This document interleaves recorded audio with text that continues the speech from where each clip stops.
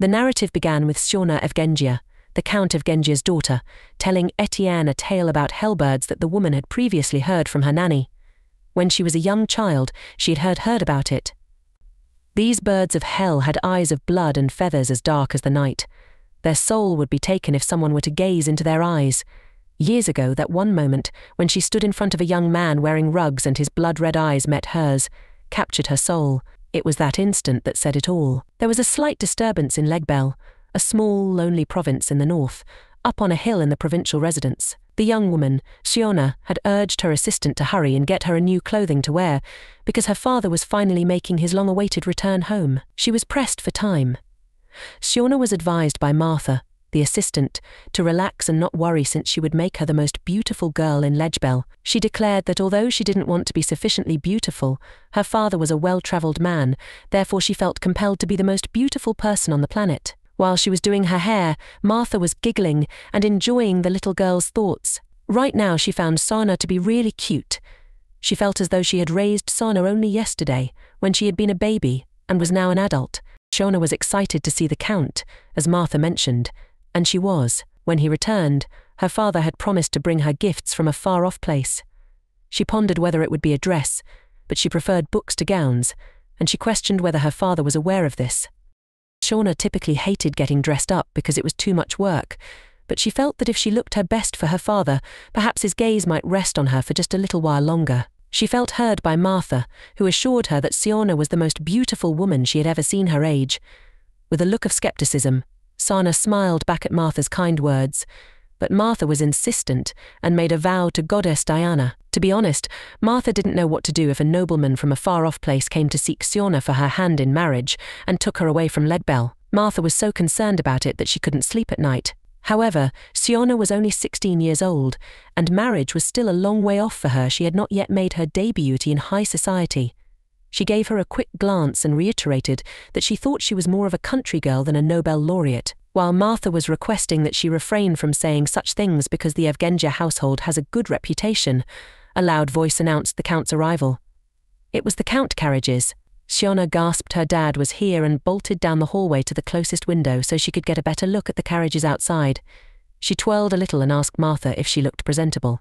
After questioning Martha about it more than 10 times, she was perplexed as to why Sioanna was acting so negatively today. Sioanna bucked as she requested Martha to simply respond to the question, snidely complaining that although they were intimate, Martha shouldn't have treated her that way because she was her mistress. Martha was hurt and responded by making it clear that she knew about Legbel's master and mistress, so Sioanna had nothing to worry about. Martha advised her to look forward to her present and to put her chin up to greet the Count. She turned to look at her brother, Viscount Evegen, who was chilling her with his towering presence in front of her. He was so new that he didn't even bother to say hello before berating Sioanna for her daring to look at him and asking whether it was too early to be rude. When he suddenly appeared, she was surprised and immediately apologized for not expecting to see him. She apologized. He retorted that since she was at home, it was impossible for her to be shocked to see him. The most she could do, if she lacked manners, was to make up for it with a plausible explanation. Sioanna kept apologizing. How could he say that? Martha wondered in the corner, while Eli himself spends all day and night at the gambling establishment. I'm itching to know what kind of man would ever want Sioanna at his side, Eli said, grinning at her tangled hair. He also made remarks on her attire, telling her that it appeared as like she had slept in and wasn't in the mood to look well. Sioanna's heart was gradually fracturing due to his harsh comments. She got ready for the momentous day by waking up 2 hours earlier than normal. Martha even had a bath today with fragrant oil applied. She questioned why her brother was always treating her so poorly. She found it terrifying to see him talk. There was a loud voice, and the Count came in. He remarked that everyone should have waited in the sitting room since it was too chilly to wait outside. Sioanna was overjoyed to see her father, but she couldn't help but think about him and what she should speak in front of him. Eli spoke about his activities in the capital and mentioned how exhausting the journey must have been before she could even welcome her brother. Eli smiled as he finished his statement. Sioanna paused to consider this for a while, but as soon as she cleared her mind, she moved forward and bowed to the Count. She said she was welcome, but on the inside she was shaking. Count Evegen, also known as Twain Evgengia, was her father. He had a tall build and carried a cigar and a cap constantly. Count Evegen paused to gather his breath, sighs.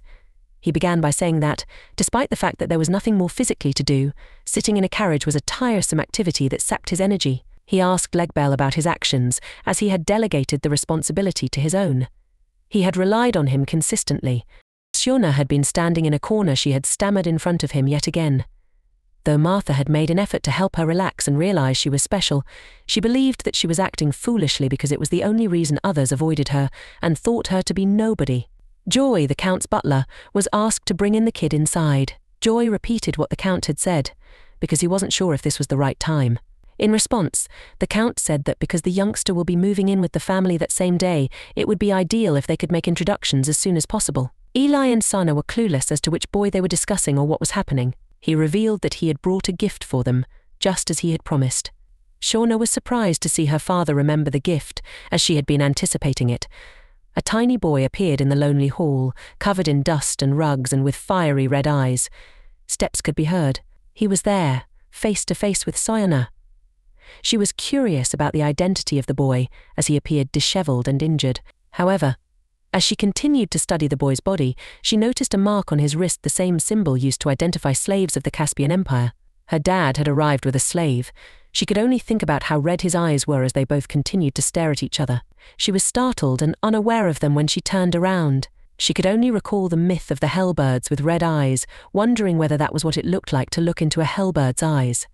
Eli and everyone were bothered by the smell that came from the boy. They wondered how someone could smell this bad. The Count replied that entire little boy needed was a good wash and it could be fixed. Count marked himself to be an excellent judge of character, and whatever he does is for everyone's benefit. Count continued by saying that Eli had always wanted a younger brother and Sioanna had wanted a friend, and that they could get along together. The boy stared at Sioanna and she wondered why he was staring at her like that. She questioned about the gift. She had a lot of hopes for the gift, but again was proven wrong by her father. Martha was ordered to wash him and make him look appearable so that they could have supper together. Martha took him away to bathe. She had a plan to execute to make sure the stench was off him. There, as they went, the boy gave a glance. Sioanna could not have known that under the given time and circumstances, the boy with blood-red eyes, dressed in ratty clothes, could be her worst and the best gift that she had ever received in her life. Her father had never deliberately met her eyes. Instead, he would always react as though he had seen something inappropriate when her eyes happened to meet his. It was almost like seeing a ghost. Perhaps her father's lack of appreciation for her or her existence was the only thing that gave her brother the permission to abuse her in that manner. He would have her. Eli hit her, claiming she had stumbled with him while fleeing and that he had already made it clear he would never want to see Sioanna again and that she had soiled her clothes. Her face flushed from the beating. She apologized. She shuddered as she apologized. He spat his saliva in disgust, thinking she was a ghost and a bad omen.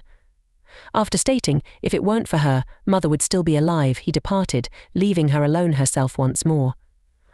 She inquired to Martha whether this was true since, as a result of everything, she had come to believe that she was only a ghost that was moving about the home. She felt guilty and convinced herself that she was a monster who killed her mother in order to survive and enter this world. Martha could not find words. She requested Lady Sioanna to refrain from saying such things while she searched for consoling words. She went on to remark that Viscount Eli was going through some growing pains, but that before she knew it, he would be a strong, dependable ruler of the household. Similar to her mother, her father will be able to look at her once more after his heart scars have healed. Lady Sioanna was extremely similar to her mother in terms of beauty. She assured me that she would receive unwavering affection. However, Sioanna secretly didn't think Martha had uttered a thing. Eli asked if the Count really wanted to share the supper table with that thing as he sat in the chair. In response, his father said that nobles on their level ought to treat people beneath them with more kindness and generosity. Additionally, the youngster appeared respectable after donning Eli's previous outfits. Eli snorted, laughing at his father's sarcastic remarks. Sioanna saw as she was staring at the child seated across from him that his wounds were getting worse now that his entire face had been cleaned. She questioned how he could eat with all those scars. It appears painful, she thought. The child abruptly raised his head to meet her gaze while she was contemplating all of this. She let out a gasp. She turned her head away, thinking about what had just happened. It was impolite of him to look into a noblewoman's eyes directly. Eli, on the other hand, gave the child a nasty look as he pointed out that he wasn't eating. He advised him to express gratitude for the food as a servant, as he was cutting his food so he could take a bite. Sioanna interrupted, telling him he didn't deserve it, and how could he eat anything made with pricey, valuable ingredients. As she removed his plate, she pondered over her actions and motivations. She regretted it. She might have just ignored him. Speaking up in such a manner was so unlike her. Instead than focusing on anyone else, she told herself to shut up and eat her own food. After taking it, the boy ate it. Sioanna believed Eli would have made a big deal out of him and beaten him up if he hadn't eaten anything at all. She was unwilling to witness that happen. Eli believed Sioanna was making all of that up so she could have her own plate of food. Eli asked his father where did he find this boy, as he turned to face him. On his way back home, through a dense fog, the Count had almost run over the youngster. As a person with a high social standing, he claimed to be able to leave the youngster alone, but the mark on the boy's wrist revealed the real story. Count's attitude toward him changed the moment he saw the mark. Sioanna didn't buy it. She was aware that he selected him based on his benefits and saw free labor.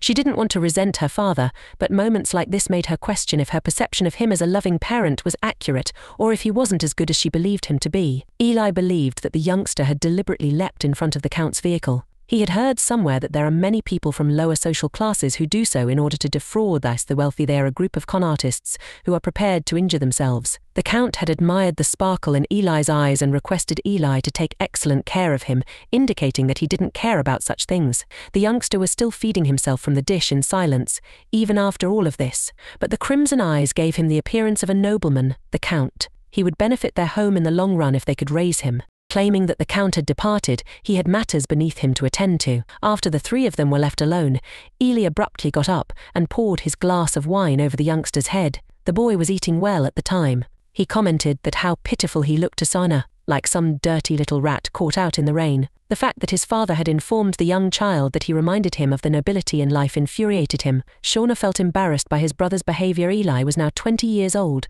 so she questioned how he could find such things amusing. She wondered when Eli would grow up. Eli was furious because Sioanna was flinching and saying nothing at all. That wasn't it. She started to protest, but he cut her off, claiming he understood and wasn't making fun of her. A brother who couldn't even make his sister laugh wouldn't do. With a cunning smile on his face, he had hatched a scheme and wanted Sioanna to play a part in it. She moved cautiously, worried of what her brother would force her to do. Eli put his arms over her shoulders and informed her that she should know better than to treat someone less fortunate than herself. He gave her the order to spit on and kick him, saying that he was certain she knew what to do next. The young man looked right into her heart. It was a tensed situation for Sioanna, as she didn't want to kick the new boy, but Eli ordered her to kick him as hard as she could. Eli believed that people like him must know their place as they were beneath nobles. There was an awkward silence between Sioanna and the new guy as she didn't want to kick him at all. He could sense the kindness in Sioanna's eyes. Sioanna pretended to agree for what Eli asked. She leaned over him and said that she would just pretend to kick him, so he must fell back when she would do that. He flinched, indicating that he understood what she wanted. Sioanna said, "You piece of scum," and proceeded to kick him. Sioanna got worried as he overdid that act and fell too hard. Eli enjoyed that as he didn't expect her to kick him so hard and knock him out. It was nothing like first-hand experience of him teaching her. That slave was in such dire state that he passed out, as prior to that he already had taken a lot of beating. The scene shifted to the Orzeka Empire, where a grand and beautiful mansion could be seen. Étienne Baronhardt, the second eldest son of Duke Baronhardt, was lost in his thoughts. He was wondering that he was fated to live a wealthy, peaceful, and quite a boring life forever. Duke Baronhardt had 4 children and each one of them was close to each other. There was a custom in Baronhardt family that the eldest male of the family would receive the inheritance, and none of the children had issue with that. It was so peaceful in Baronhardt's family, but it was just a silence before storm, as no one could have imagined a bloodbath for the inheritance. Edwin, the younger brother of Étienne, wanted to ask him that who was his first love. It caught his off guard as he didn't expect such silly question from his young brother. Edwin said he was in love as he had seen so many blue eyes before, but he had never seen the eyes that were as blue as the ocean. Not only her eyes, but her brown hairs were so long and shiny. If she said she was a forest nymph, he would have believed her. Étienne teased him while saying how adorable that was as a little girl caught Edward's eye in the last party. They were having such good time that he couldn't believe how drastically the time changed. Étienne had a flashback where he was running for his life as someone was chasing him. He couldn't hide either, as he was easily distinguished because of his red eyes and expensive clothes. He would be impossible to miss. Étienne somehow managed to get in his mansion, but what he saw there, hindered him completely. He saw his young brother covered with blood and he was about to die. Before passing away, he told Étienne that their stepmother poisoned their snacks and he must run to save his life. He couldn't believe that his stepmom was responsible for that bloodbath. He was so disturbed after witnessing the bloodbath of his family. His little brother's last wish was that Étienne must live. Étienne couldn't protect his family, and he ran from the mansion as far as he could. He ran as far as his feet could carry him, but he couldn't run away from the voices in his head that were echoing like he was a coward who let his family behind. Étienne ran until he reached the end of the land. Luckily, he saw a ship who was heading for the Caspian Empire. He boarded the ship by paying for its fare with his jacket. He paid for the food, like bread and water, with his family heirloom that he brought with him. And just like that, he sold whatever he had on his back to survive that journey. On arriving Caspian, he received little help from a sorcerer who changed his hair color from blonde to black so that no one could identify him. He hadn't any will to live as he lost everything in front of him and he couldn't do anything. He was so sick and tired of it all. The guilt of surviving ate him away bit by bit. He continued to get captured as people there thought he was an orphan slave who escaped, and eventually a year passed. Once a lofty and comfortable son of Duke was living such a lonely life. He looked like a foreigner who got weak day by day. Étienne was lying down in a stable. He was in miserable condition. He felt so cold and he thought in his subconscious mind that he would freeze to death out there. He apologized to Edward for not keeping his promise, but suddenly Sioanna entered the stable to check on him. She brought some fruits and apples for him as he didn't eat anything in the dinner. She leaned to wake him up, but Étienne instinctively grabbed her hand and wondered what she was doing there. He thought maybe they asked her to check whether he was dead or alive, but Sioanna was just worried about him as she was nothing like her cruel brother. Étienne got annoyed by her as she wouldn't wanted to look at him as he was some piece of trash, and later, she pitied on him out of nowhere. He was confused as he couldn't figure out what was she trying to do. She bothered and disgusted him so much from the beginning that he forcefully grabbed her, pushed her on the ground. He said while looking in her eyes that he wasn't grateful at all, that she even dreamt of saving his life.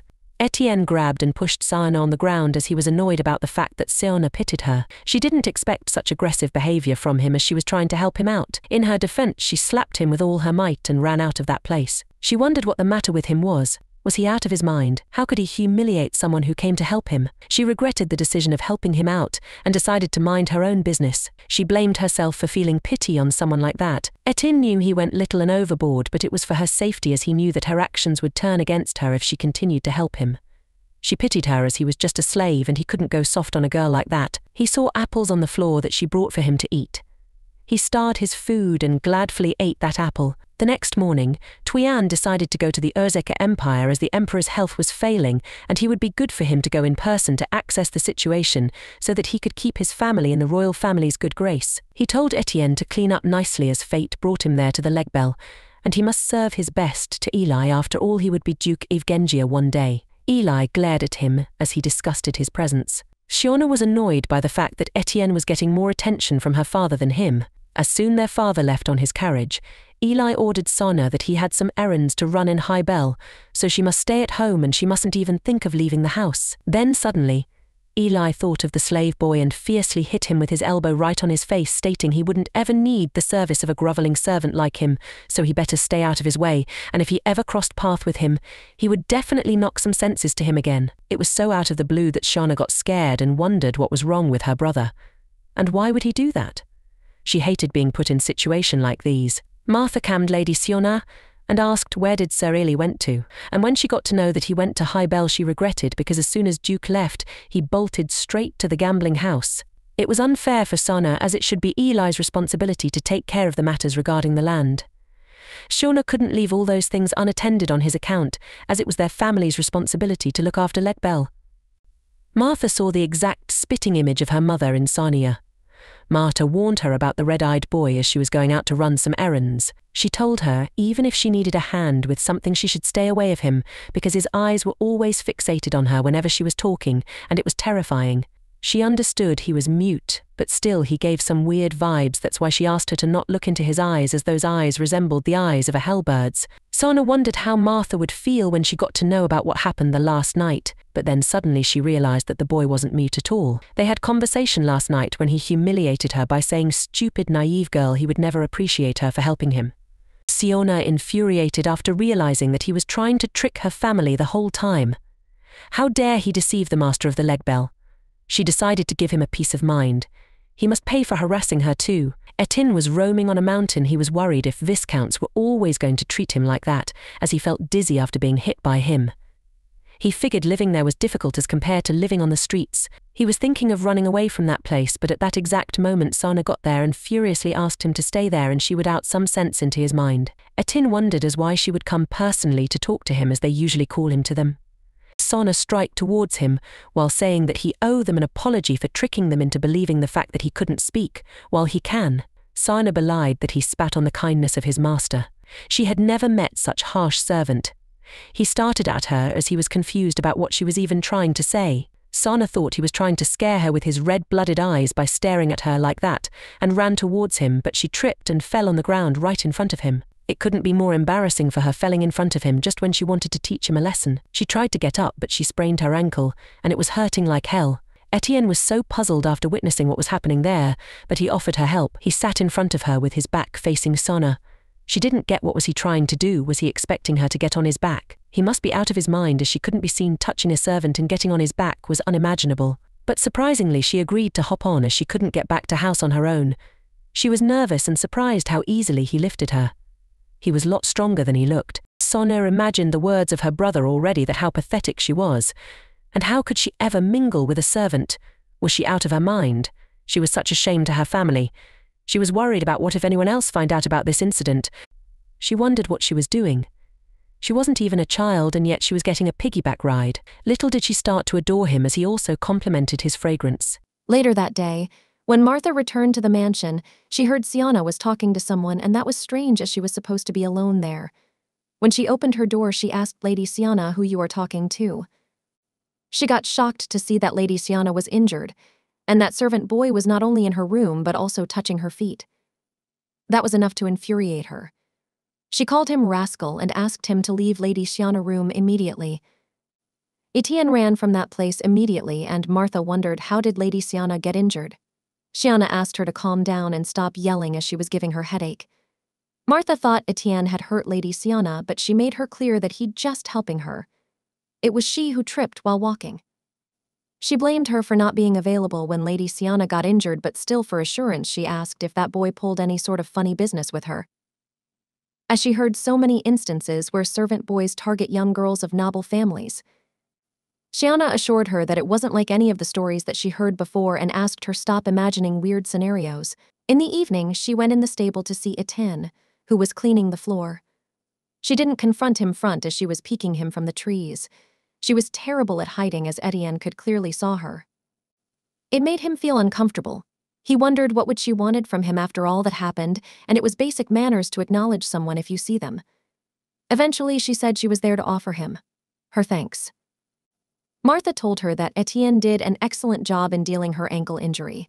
She would completely recover in no time. The conversation became awkward as he wasn't reciprocating back to whatever she was saying. She wasn't patient enough to wait for his reply, so she pointed him that she came all that way just to thank him, so it was his turn to reciprocate. She reminded him about the actions that he did last night and asked how dare him to touch her, as he was such a low birth. Étienne blushed, as prior to her no woman touched him, so he got nervous. She wondered why was he making a face. Did he get scared of her already? Just to make him comfortable, she lightened up the conversation by assuring him to not worry, as she would not tell anyone about the last night incident. Little bit she knew, if the world ever came out, he wouldn't live to see another day. She was worried about herself, whether what punishment would she get for seeking around a male servant, that too in the middle of the night. Étienne observed that she was just pretending to act cool and superior than him. In reality, she was tensed about the incident. He smiled, as he knew she was not a bad person at all, and made a gesture of nodding, which indicated that he appreciated her for not telling about the last night incident to anyone. Eventually, he gathered the courage to speak to Sioanna. He addressed and apologized her for his impoliteness. Sioanna got shocked and speechless for a moment, as she didn't expect him to speak at all. Moreover, when he called her my lady, she got blushed and her face turned bright red. Her words trembled because of excitement, as she didn't believe him to call her my lady. She jokingly said, was that too hard to apologize? He was kind of scary at the stables. She wondered what he was up to now. She said she was a magnanimous mistress, so she would forgive him for first time, but he must not let that happen again. He made a funny expression behind her, which Sioanna noticed and asked him what was with that expression. She made her mind teach him a lesson, but Étienne wondered how she would plan on doing that as she wasn't cruel at all. She thought that Eli didn't need his service at all, so she decided to make him as her personal servant, and he had to do anything and everything that she would ask him to do. Sioanna grabbed his hand and started to run as she wanted to show him how Legbel looked. Étienne's face turned bright red as hadn't experienced any sort of that thing before, even when he was a royale. They went to beautiful places such as a waterfall and on top of a hill where they could see whole Legbel. They roamed in the streets of Legbel, and Étienne didn't have such good time in a while. He was smiling the whole time and thought maybe life wasn't that bad either. Sioanna wondered how pretty he was looking while smiling. In her thoughts, she was having a conversation with her late mother, as if she was still there and she could hear her comforting words in her mind. She said something significant has happened as her father brought home a servant on his most recent trip from the capital. She had never met a boy of her age, and this boy had red eyes. Martha believed he looked like a hell bird and was fixated on the fact that she shouldn't look into his eyes or spend time with him, but why should she do that? After all, she was mistress of the Legbel, and every last peck of dust on this land belonged to her, so why should she avoid that servant? Sioanna looked at the roses and wanted to pluck few of them as they were so pretty, but Étienne warned her about the thorns and decided to pluck flowers on her behalf. He kneeled down on his leg and gave flowers to Sioanna. Sioanna and Étienne were happily roaming in the Legbel.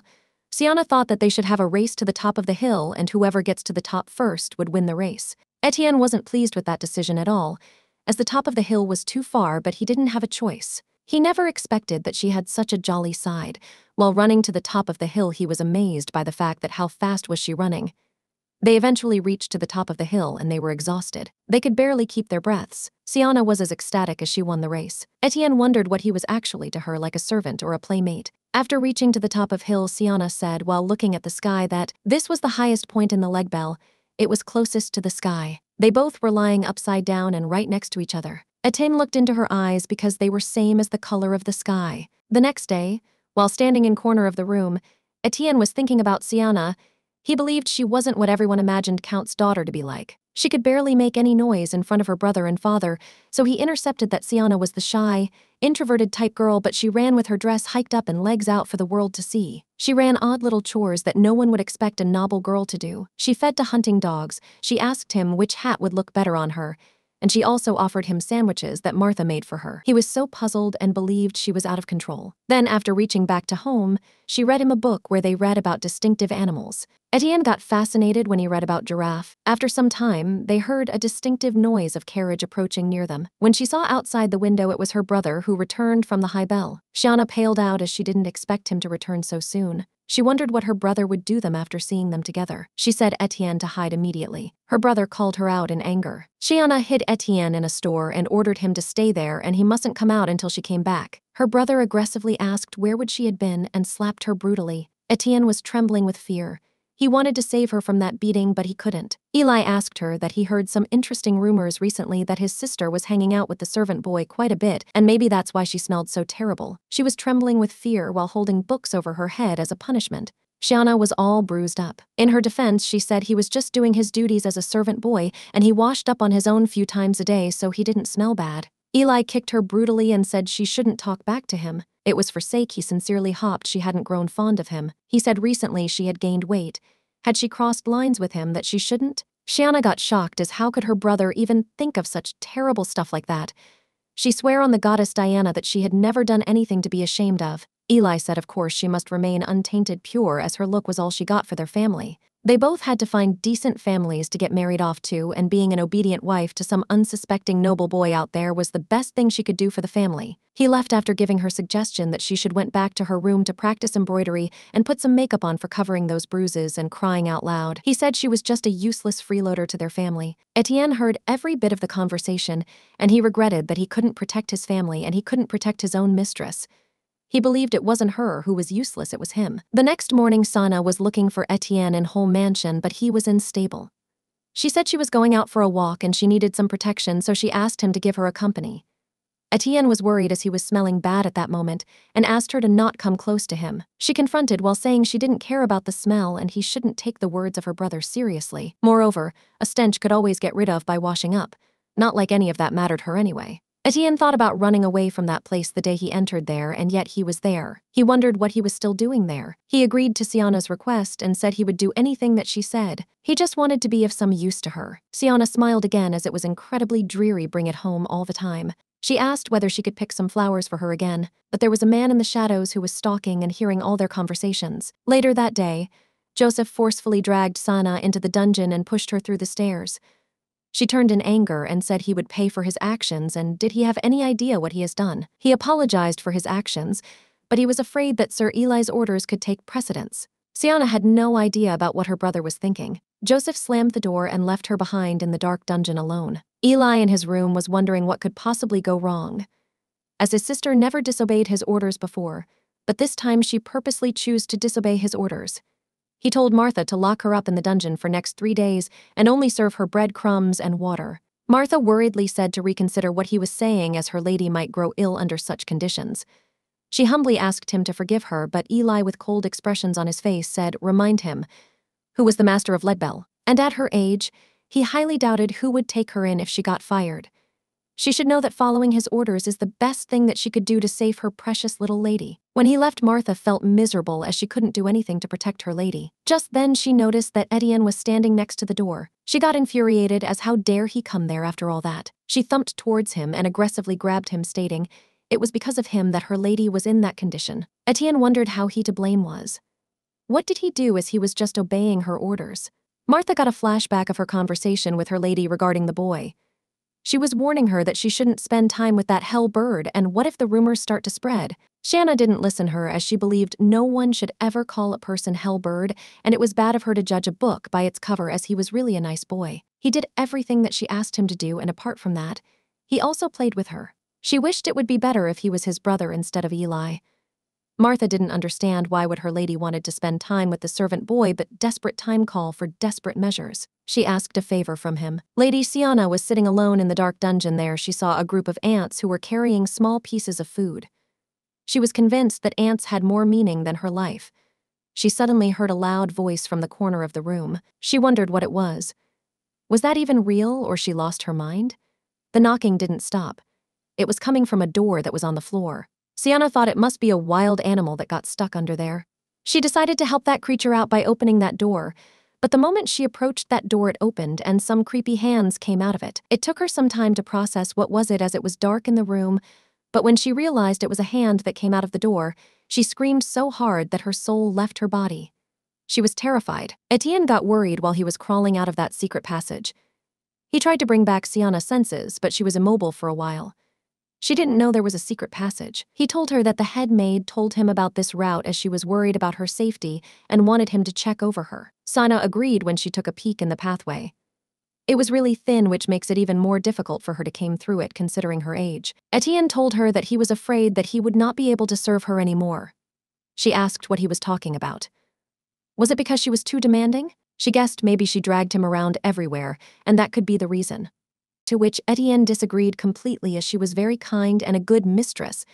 It was because of him that she was suffering so much. Sioanna didn't believe that, as it was Eli who locked her up, not him. Étienne explained her that he was a servant, a boy of low birth, and it didn't make sense that he was even talking to her. Moreover, it was like they were friends, and spending time with a servant boy could leave a stain on her reputation. He knew how the nobility loved to gossip about things like that. Sioanna found it strange, like how he knew a great deal about the nobility. Étienne said he didn't deserve her grace and her kindness, so it would be better if she treated him like any other servant, and she must keep her distance with him. Sioanna wasn't pleased after hearing that, as she thought Étienne was just like everyone else, who took her brother's order before her. He said it wasn't like that. They should maintain distance because she was precious, and he couldn't see her getting punished times after time just because of him. Sioanna said she once believed that he could really be part of her family. Étienne got emotional after hearing that and said it was foolish of her to assume that. This infuriated her, as she thought Étienne was an arrogant boy, and he was humiliating her again. She was about to hit him when he stood next to her, as if he was waiting for that moment. He desperately wanted her to punish him for being so rude. He made a request to her. While beating him, could she say that he was a coward, foul piece of scum, and get out of her sight? It was at that moment when Sioanna realized the pain behind his eyes. She wondered what kind of terrible things he had gone through. Sioanna disagreed to accept his request as she didn't want to speak to him that way. He still tried to convince her, but she strongly disapproved as she didn't want to be the same kind of person as her brother Eli was. If being noble was the same way her brother behaved with others, then she didn't want that. She couldn't kick and swear at people. It wasn't her cup of tea. Étienne agreed, as there was nothing remotely amusing about bullying and abusing other people. It was horrific, and even he shuddered at that thought. He was in middle of the conversation, but just then Sioanna got a flashback of her brother brutally beating her.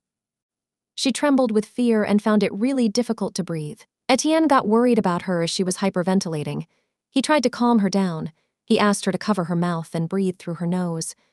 After a few minutes, she calmed down. Étienne took her into his arms to confront her. She apologized for making him worried like that. She often got the sensation of the wind being knocked out of her, and her chest always felt tight whenever she was at home, but funnily the servant boy, who was humiliated, criticized for being young and smelly, was the one who felt like a warm spring day in the sun and smelled like fresh grass to her. He smelled like a forest, and she felt that she could finally breathe. Étienne was blushing while holding her in his arms in the dungeon. That wasn't his plan at all, but she felt so warm and soft that he wondered how anyone could ever think of laying a finger on her. It infuriated him. In the darkest hours of night, they were still in the dungeon, and Étienne couldn't convince her to eat her food even though she was so hungry. She said why he would even care about his mistress, as he wasn't her servant now. He said he was still the servant of the house, so he was only looking after the health of her mistress. Sioanna got annoyed, as how could he always had a smart answer for everything she said. Her answer was still no, and it wasn't like she would die for not eat that food. She believed it was actually better for her, as by that way she would lose some weight. Étienne was trying his best to not lose his clam, as she was really getting on his nerves. He said she once wished that he would be part of her family one day, right? So could she pretend him as her older brother figure for just a second and listen to his request? That got her attention, as she was certain that she was older than him, but surprisingly it was the other way around. He was 1 year older than her. She was surprised after knowing that fact, but as stubborn as she was, she made her mind to not eat anything, and she said she would not drink anything either. Étienne gave up on his patience and asked her why she was doing that. He understood that she was upset with him, but there was no reason to make her body suffer for this. But that wasn't the actual reason that she wasn't eating or drinking the food. Étienne was annoyed already, so he didn't try to guess. He asked what could be the reason then. She said she ate anything, then she would want to use the bathroom, and since she was in dungeon, there was no place where she could freshen up. He said he could arrange the chamber pot for her, and that was exactly what she didn't want. This infuriated her, and she started yelling at him. Étienne saw this opportunity, as her mouth was wide opened, so he put food in her mouth, and because of hunger she couldn't resist that food. He asked her not scream that loud, as they would figure out that something was fishy in the dungeon. Her expression escalated from anger to grateful pretty quickly. He asked whether it was always like this. Sioanna wondered what did he meant by that. He asked whether her brother always treat her like that. She didn't answer his question, as she believed it was none of his business to interfere between them. She was wondering for a while that what his name was exactly. If he didn't have one, then could she give him a name? That caught him off guard, as he wasn't expecting that. She said he wanted her to consider him as his big brother, so if they were going to be close like that, then she shouldn't keep calling him hey. He must have a last name at least. He said he just made that up so she could eat her food. He could never be that person for her. He had flashbacks of all the dead who were screaming his name when they were about to die. His expressions changed and said he didn't deserve a last name. Sioanna didn't get what it had to do with deserve, and everyone has a last name. She was sure that he didn't want to be referred as a hellbird forever. That cracked him up, as he didn't know they were comparing with a hellbird. He was thinking if he ever had a younger sister like her, he would have taken much better care of her. He was confident that he could really love her younger sister. Eventually he told his name to her. He asked her to not reveal his name to anyone under any circumstances. After completing her punishment of spending 3 days in a cold, damp and stiff room, Sioanna fell ill, as her body was aching and she had a fever. She was lying down in her room while suffering from high fever. She frequently drifted in and out of her sleep, that too in pain, but in each instance, she woke up next to a rose flower beside her pillow that Étienne gave her.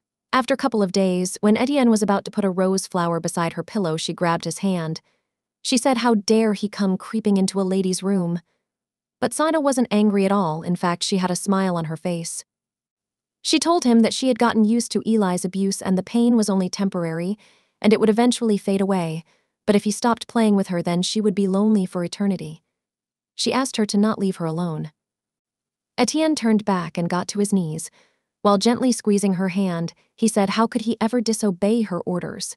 As time passed, he remained steadfast by her side. The passage of the season brought changes around them as well as the leaves fell, snowflakes drifted and buds burst into blooms. Throughout it all, he remained a constant presence in her life. They both came more close to each other as they spent most of their time together. After 1 year, they were having a conversation on Étienne's age, who turned 18 that year. She was wondering how rapidly his height grew in a span of 1 year. She was teasing him as she said he was just like a sugar cane who grew that much just in a year, and she couldn't recall hurting her neck that much while looking at him when she met him first time. Anyway, she believed age didn't really matter and he was still a part of their family. She told him to not forget her duties as her personal servant. She was so close to him, which made him feel a little awkward. Étienne agreed to do his duties as her personal servant, and he hoped that she would keep treating him exactly like that. Little did she know that even he enjoyed spending time with her, but still, for assurance, she asked whether he liked spending time with her or not.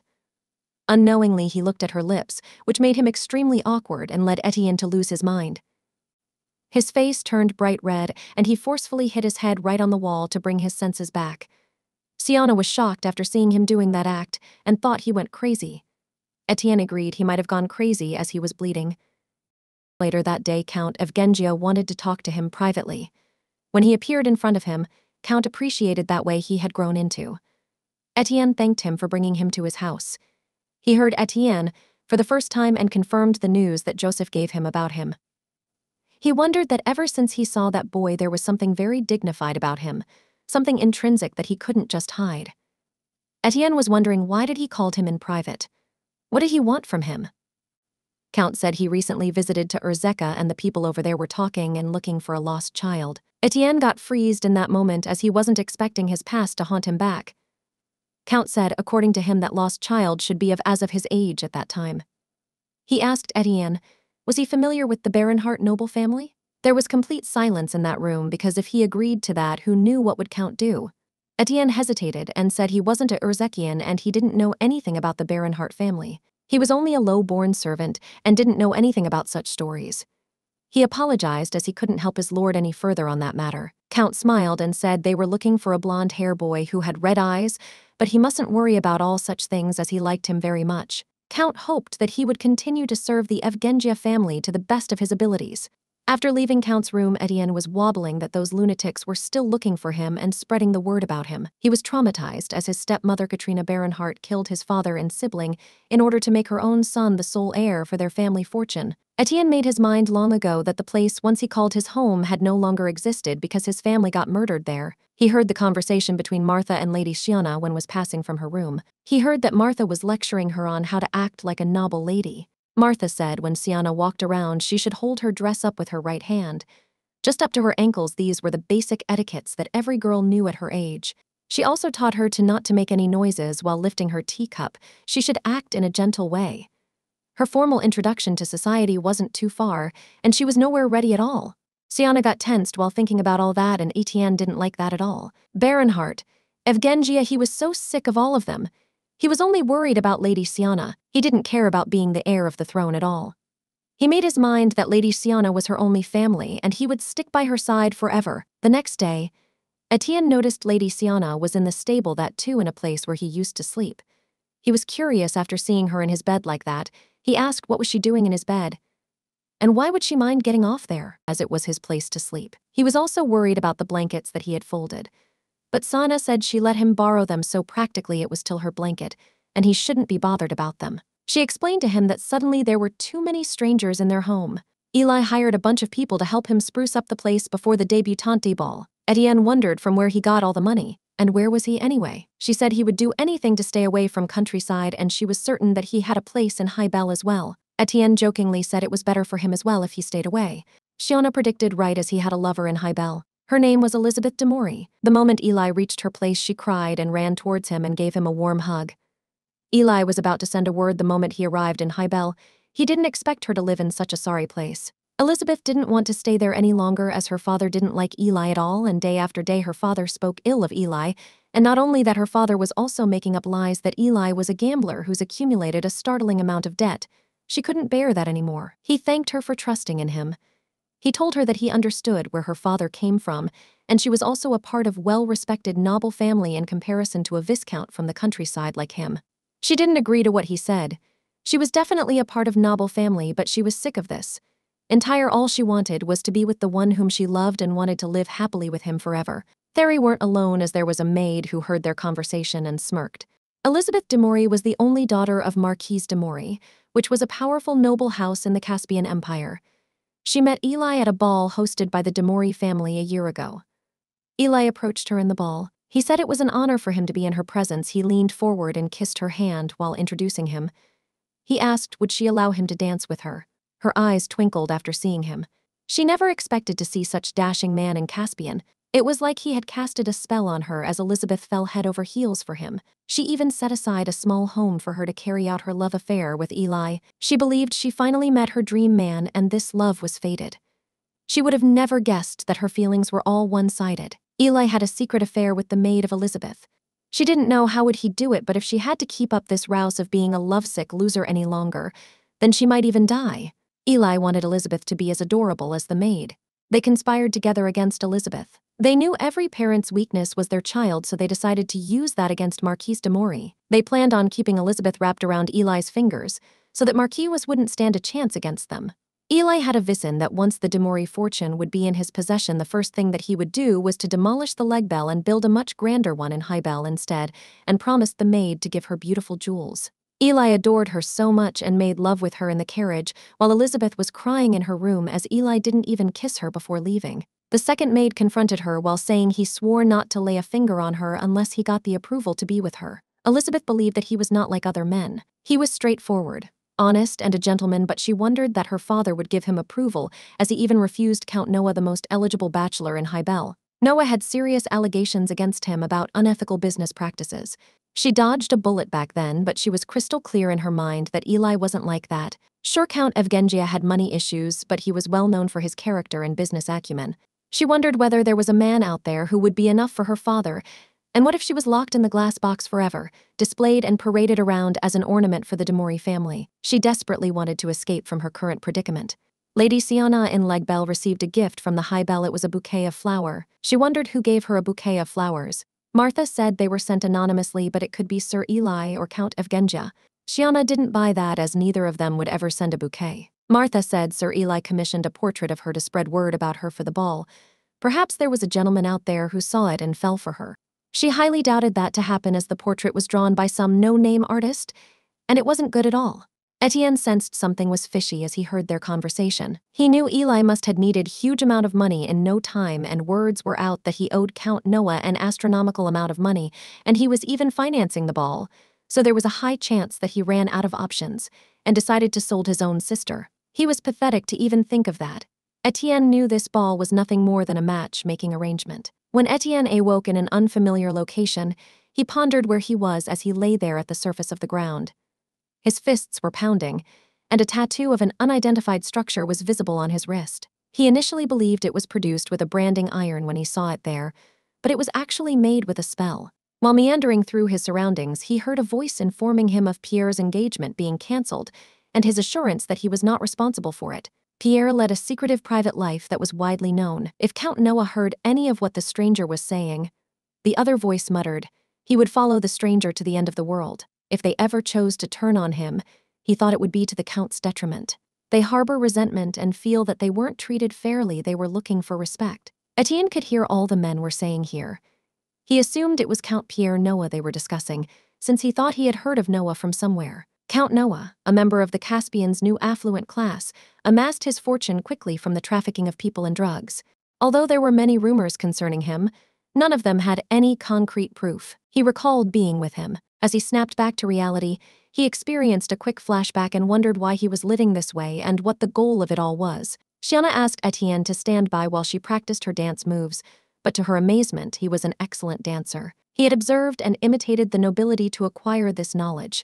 He was told to tell the truth by Sioanna, who didn't think he could gain this talent by watching, and told him to stop making fun of her. Sioanna started to ask Étienne questions as he clasped her hands. However, he stopped her off, pulled her close up, and instructed her to remain focused on the dancing since she had already stepped on his foot 5 times. Sioanna blushed from staring into each other's eyes as they maintained eye contact. Her pulse raced, and her cheeks flushed as she wondered what was wrong with her. She had been quite close to Étienne many times, but she had never felt anything like this. She gripped Étienne tightly as she was startled when a snake suddenly materialized as she was releasing his hand and about to go. She felt as though she was more in tune with him. Étienne summoned her since she had once more trodden on his foot. Sioanna was in a panic due to the circumstances and apologized. She needed to calm down, so he consoled her. He understood the struggles she was facing. It was Sioanna's first time hosting a ball following her mother's passing, and she felt ashamed that she was unable to perform even the most basic dance move. She was afraid that she would ruin her family's reputation if the party didn't go as she had planned. Étienne seemed frigid as he stood there attempting to come up with something to console her. "It makes no difference," he remarked, "how good she is at dancing." In response, she said that since it was a dance occasion and a ball, dancing was undoubtedly significant. Sioanna was stammering and looking perplexed as he took a deep breath and remarked she was beautiful. She was unable to find out what he truly meant. Étienne kissed her hands before she could finish her statement. He asserted that no man in the world, not only him, but no man at all, could have the time to take into account a woman with her level of beauty holding his hand while she stood before him. She didn't know who she was. She felt that they were all too eager to judge her based only on her appearance, her preparations for the ball, and her ball. Étienne responded by saying that it was her ball, that she was the only one who mattered, and that she alone should have made the decision. She had the authority to determine who was dangerous, good, and worthy of her time and attention. She made all of these choices because she thought Étienne was unique and beyond her comprehension. Sioanna responded to the notion of determining who is more hazardous to her by saying that even if he is a servant, he never acts obediently, and it was Étienne. He was far more of a gentleman than her father or brother could ever be, and he was literate and dancer. Gazing boldly into Étienne's eyes, she demanded to know his true identity. Before Étienne could say anything more, Sioanna lost patience and swallowed. She was aware that he would respond to her in an unclear manner. He gave her a hug and promised to tell her about himself in the future. It had been his desire. He asked her for forgiveness, wanting to tell her but not being able to because of the situation. As Sioanna finished getting ready for the ball, Eli, her brother, and Sioanna emerged together, to the astonishment of the assembled spectators. The ladies crowded the room, complimenting Viscount Evgen on his good looks. It was introduced to Sioanna. Her blue eyes, hair flowing in the air, her white clothing, and her glittering jewelry all made her look stunning. Eli cautioned her to use caution in both her words and deeds, because a tarnished reputation can never be repaired to its previous state. Now that everyone is watching them, even the slightest error may create a major commotion. She gave a nod of consent. Sioanna was approached by Noah Pierre, who was far away, who complimented her on her appearance and mentioned that her brother was working so hard that they didn't get to see each other much, because he had no formal justification. He greeted Sioanna and asked if she would be willing to be his first dancing partner. The man who had complimented her appearance and asked her to dance for the first time was none other than Count Noah. She realized as she questioned who he was. Noah had arrived early, so Sioanna greeted him and gave him a proper introduction. Sioanna fixed her vacant gaze on him. Eli boasted about Count Noah, saying he was a highly regarded and well-known individual not just in Caspian but also abroad. The revelation that Noah was also Sioanna's fiancé caught her off guard. Unaware of the circumstances, she was taken aback by what she saw. Individuals began whispering to each other as their conversations spread like wildfire. They appeared overly cordial, as though they had known one another for a long time, as they considered the relationship between the Count and Lady Evgen. The revelation that Noah was Sioanna's fiancé took everyone by surprise. After hearing all that was going on, Noah urged Eli to stop making everyone laugh, telling him that he would feel awful and that the reason the star of today was uncomfortable was because of him. Eli apologized, figuring he had just let the enthusiasm get the better of him. Eli feigned to be very kind and friendly toward Noah, and Sioanna was taken aback to witness this aspect of him. That was not the man she had seen previously. She reasoned that Noah had to be a very amazing person to act in that manner. Everything about Noah caught the attention, including his appearance, facial features, and sense of style. She questioned whether he was truly her fiancé. As soon as the music began, Eli left the two of them alone and bowed away. Lady Eugenia was worried but told herself to be calm and to just do what she had practiced. Noah gave Grace and her dancing a lot of praise. She was a highly skilled dancer. She had had a fantastic teacher from the start. Therefore, yes, she had done so. Observing her talk about a man who had the courage to have Sioanna all to him made Noah envious. Sioanna was pushed in close, told to lower her guard, and informed he had fallen in love with her as soon as he saw her portrait. Eli shielded Sioanna from public view if he hadn't. Noah would have already asked for her hand in marriage and sent flowers in lieu of a proposal. Sioanna recollected the lilies that she had received. Noah grinned. He had sent it to her since he felt the sentiment fit her personality and that the lilies would be appropriate for her. After leaving the ballroom, Sioanna experienced constant internal suffocation. Even during the formal pleasantries from Nobel and the guy she danced with, she felt as though Noah was staring at her, telling her that lilies were a good fit for her. She wasn't sure if this was praise or a joke. To refer to him as his fiancé seemed excessively demanding and predetermined for her. It was unusual for her father to become involved in her affairs, so she wondered whether he knew about this. She questioned whether Noah had meant it when he claimed to have fallen the first time he saw, or if he was just trying to win her over. He had no idea about her, so how could he love him if he had no knowledge, interest, or connection with her? Even if he did, could she love him in return? She was wondering about Étienne and thinking too much ahead of herself. Although Étienne had promised to be there, he was nowhere to be found. Out of nowhere, a bunch of girls approached her and struck up a conversation. They assured him that all of the decisions made by males were valid because Lady H was so lovely and well-groomed. They witnessed the cause of the gentleman's inability to leave them alone. Sioanna was approached by a group of young women who were her age when they came in for a break and wanted to ask her a few things. Despite being taken aback, she welcomed them and inquired about their indoor respite. The young women informed her that they had been touring their house, which was lovely and had a timeless, traditional beauty. Sioanna stated that although it was undoubtedly old, they handled it nicely. Maybe this would be her chance to meet some buddies, she reasoned. As she frequently saw her brother, Viscount Eli, at Highbell but rarely saw her about, a woman in the group inquired about Sioanna's stay. Sioanna stumbled as she formed her response, not knowing how to respond to that. Another woman shot back, questioning whether Sioanna really did reside in Legbell and why she didn't know how to reply. It was Ingrid who said that. Alongside the turmoil, another woman said, "Stop making jokes like that." Lesabelle was in the middle of nowhere, out in the middle of farmland, with no one wanting to live there. Sioanna became agitated. The other women believed that Sioanna did not reside in Highbell but rather had a holiday property nearby. Sioanna tightened her dress appropriately, stood there in silence, and considered the possibility that she would be able to make some acquaintances, but the circumstances were unfavorable to her once more. She spent her entire childhood and youth in Lesabelle. She responded to the ladies by saying that she was doing her duty as the family's daughter by taking care of Lesabelle. She acknowledged that it was essentially farmland, but that her loneliness allowed her to run around unrestrained, much to the weariness of her servant. The women expressed regret for their impolite behavior. They were all tense and the situation became bizarre. Sioanna apologized and clarified that she wasn't meant to be seen that way, but rather that she was a quick runner. It was satire, and everyone chuckled about it. Sioanna startled when she heard Count Eugengia's voice and said that she was the member of a family that has been defending Legbell's borders from threats for a limited time then. Hence the voice continued as he descended the stairs, looking sharp in his red suit and speaking in a reassuring tone.